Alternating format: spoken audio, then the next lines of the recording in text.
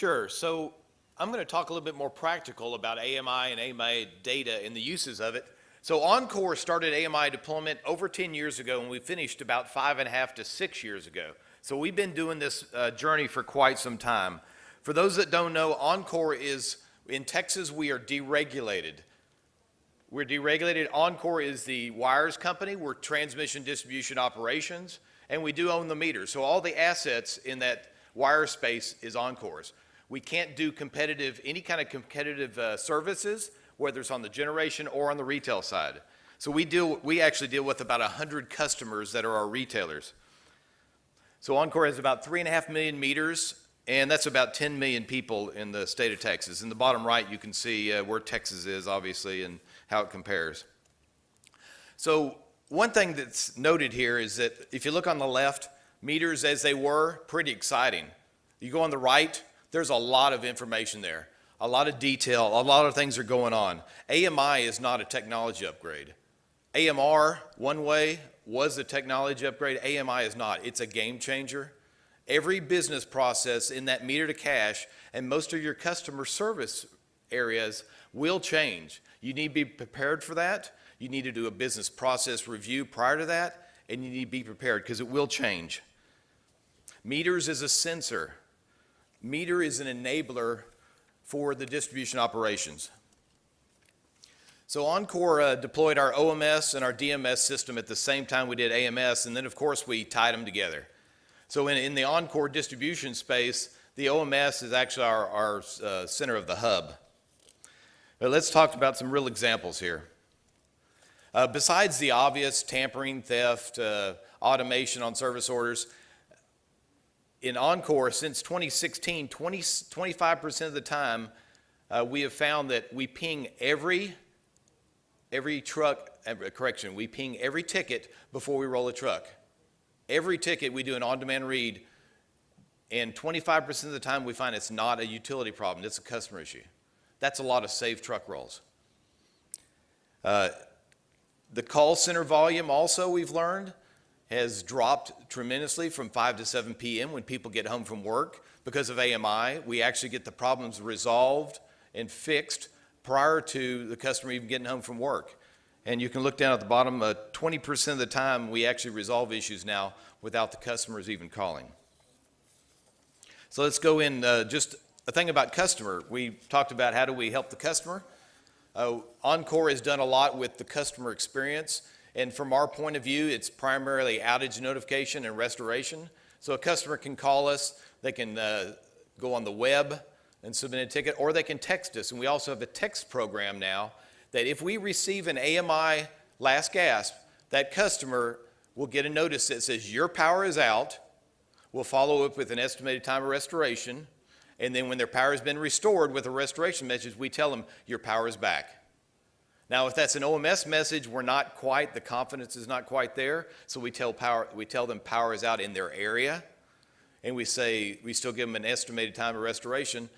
But we also tell them to please call if your power is out. Because with OMS, what utility in here has a perfect 100% network model? Well, if you use an AMI, network model doesn't matter because it's a premise-based solution. We talked about power quality. Well, Oncor has a program that looks at algorithms to determine where there's issues on the AMI network. And we found, here's a great example. This is since 2016. 9,300 outages were avoided. Every one of those, that 71%, would have been an outage, probably off hours, overtime pay, reactive times. And so what we do is we look at AMI data, and in the past, you'd send a trouble man by and he'd see the lights on and say, hey, we're good, and he drives on, right?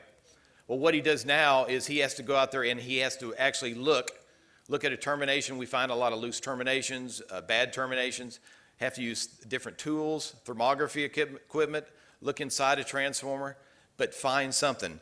We actually have a case on there where you can see some of it's tampering, some of it's a meter issue related problem. No problem found, 13%. I think there's going to be a problem found there. We just haven't figured out what that is yet. So we can actually see, and you can see power quality issues that will help your customer also in this case. Another thing that AMI data that we're using it for is asset health. If you've got meters on a transformer and all those meters are showing high instantaneous voltage, you've got a pending winding issue with that distribution transformer. Now in the US, most distribution transformers only have 8 to 12 meters, so it's not quite the same, but this is a similar technique that could be used anywhere. And so what we do is look at that voltage, and we've actually replaced, you can see 821 transformers in less than 2 years that were pending winding failures, and those were tested post removal. And again, this is done on a normal scheduled planned outage instead of reactive outage with crews being paid overtime. Distribution load forecasting. The distribution operations centers, we have 2 of those. The operators can actually go on and actually look at upcoming load on a feeder, and it's adjusted for weather. We do weather adjustments, and so they do this before they do any switching. Right now we do have a limited profile. We've got only 500 profiles, but in the future we expect to have every transformer have its own profile.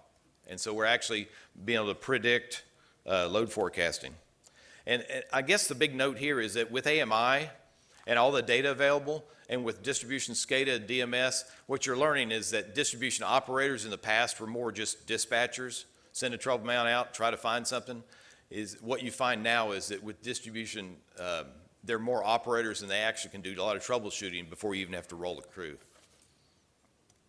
Another thing we started doing this year is we are actually using AMI data to calculate SAIDI. I don't know who has it, but a lot of utilities, we have a whole team of people that calculate SAIDI using OMS data.